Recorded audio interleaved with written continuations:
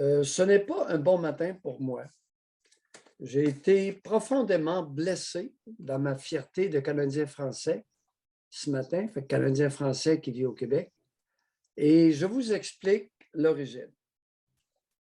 Mon ordre professionnel, le Collège des médecins, souligne dans un exercice de relations publiques, dans la presse plus électronique, son 175e anniversaire d'existence. Je vais vous montrer des photos et vous allez comprendre. Alors, ça n'est une où vous voyez Maurice Gaudreault dans le cercle et vous voyez une jeune femme très jolie, mais visiblement métissée dans l'autre partie de la feuille. Deuxième tableau.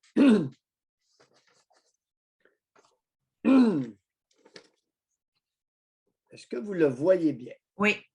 Alors, c'est un homme avec un stéthoscope. L'homme n'est visiblement pas non plus un Canadien français, je dirais un Algérien. Et la patiente a la peau noire.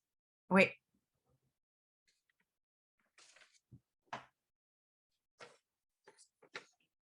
Ici, vous avez un autre plan. La personne qui a la femme qui a le stéthoscope autour du cou et qui rit, fort probablement une Asiatique, une femme d'origine asiatique. Ça me surprendrait beaucoup que ce soit une Canadienne française. La patiente, à nouveau, a la peau noire. Oui.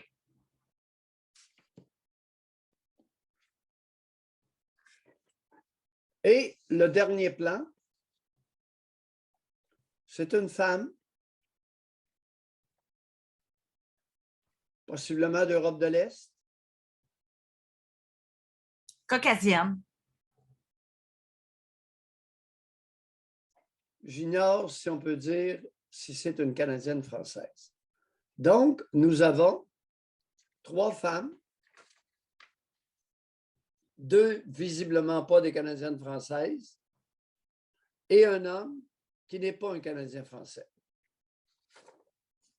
Je trouve ça extrêmement blessant dans ma fierté de Canadien français qui vit au Québec.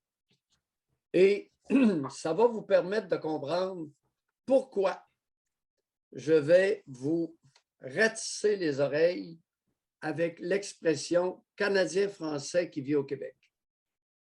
Juste avant, j'osais quasiment pas le dire, puis j'ai Alex qui l'a mentionné. La dernière photo, pourriez-vous la remontrer? Oui. Parce que moi, je m'en allais dire, c'est comme plus de mettre à l'avant le non-genré, là. Tu sais, ça fait comme... je pense plus c'est ça qu'il voulait démontrer.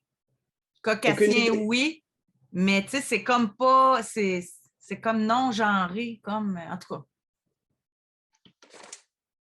Effectivement, elle a une blouse boutonnée haut une comme blouse d'homme, là, cheveux courts, en tout cas. Teint aplati. En tout cas, toujours est-il que la qualité de la médecine au Québec n'a pas été développée par des femmes, mais par des hommes. Par des Canadiens français, des hommes canadiens français qui ont travaillé extrêmement fort, majoritairement. Puis je ne dis pas exclusivement, là. Comprenons-nous bien. J'ai eu des professeurs nombreux qui m'ont enseigné à l'Université Laval. Presque tous des hommes, excepté 2 femmes. J'ai fait de nombreux stages dans mes études de médecine. Tous des hommes qui ont été mes professeurs de stage et des médecins qui ont travaillé extrêmement fort. Un homme médecin ne travaillait pas moins de 70 heures par semaine. Ça, c'était une petite semaine. Minimalement 6 jours. Le dimanche, il se reposait un peu, il faisait sa tournée le dimanche matin. Puis ensuite, il rentrait chez lui. Je suis profondément blessé. Vous avez le droit, Doc, mais là, si on se fiait à vous, il n'y aurait jamais une femme à nulle part, là. Parce que les femmes, ils ne travaillaient pas. Non, non, les femmes ne travaillaient pas dans le temps. Fait que si on se fie, les femmes n'étaient pas là pour bâtir la médecine, les femmes n'étaient pas là pour bâtir le droit, les femmes n'étaient pas là pour bâtir la politique. On les verra nulle part tant qu'à ça, là. Puis là, aujourd'hui, dans les universités, c'est principalement des femmes qui sont médecins, qui veulent devenir médecins.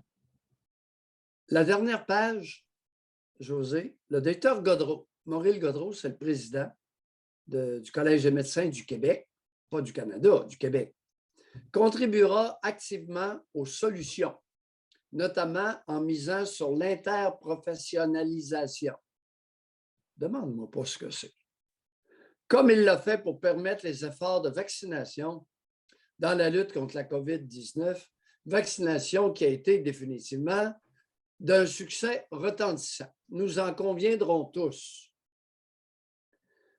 Je continue la lecture. Pour favoriser l'accès aux soins, l'Ordre professionnel des médecins compte aussi revoir la cessation d'exercice des membres approchant la retraite. Ça ne s'applique même pas à moi, ça fait longtemps que j'ai passé l'âge qui approche la retraite. Est-ce à dire que mon ordre professionnel mise sur les petits vieux? Mise sur les petits vieux? Un peu gênant. Petits vieux comme moi, là. Il y a une gang de petits vieux comme moi. J'ai travaillé 16 jours la semaine passée. Bon, tu sais, j'étais en forme, puis je pense que je me suis fait à l'idée, je vais pratiquer la médecine, ma psychiatrie, jusqu'à temps que j'écrase. Qu'est-ce que tu en penses, José? Je pense que ça a toujours été ça. Je pense que votre... Oui, mon plan de match. Mais alors, en passant, ça a donné comme ça. J'ai joué au golf en fin de semaine avec un homme qui travaille auprès des médecins parce qu'il représente une compagnie pharmaceutique. Puis, c'est quelqu'un qui arrive à sa retraite. Il a vu ça évoluer. Là. Puis, parce que moi, j'avais dans l'idée que les femmes travaillaient moins d'heures que les hommes. Parce que vous le dites souvent, vous êtes dans le milieu. Là. Et lui, il dit que les hommes aussi, c'est rendu comme ça. Les hommes, oui, les hommes du même âge. Les hommes médecins, là. Oui. Et les femmes médecins travaillent moins d'heures que dans le temps, que voilà un exemple 15, 20, 30 ans. Là. Parce que là, c'est rendu la qualité de vie, c'est rendu la vie de famille, c'est rendu...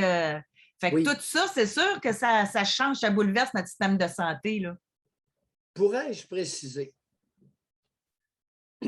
Hommes et femmes dans le même groupe d'âge travaillent beaucoup moins à l'heure actuelle que les blanchons qui sont encore en pratique. Bien, c'est ça. C'est ça. La nouvelle génération, là. Exactement.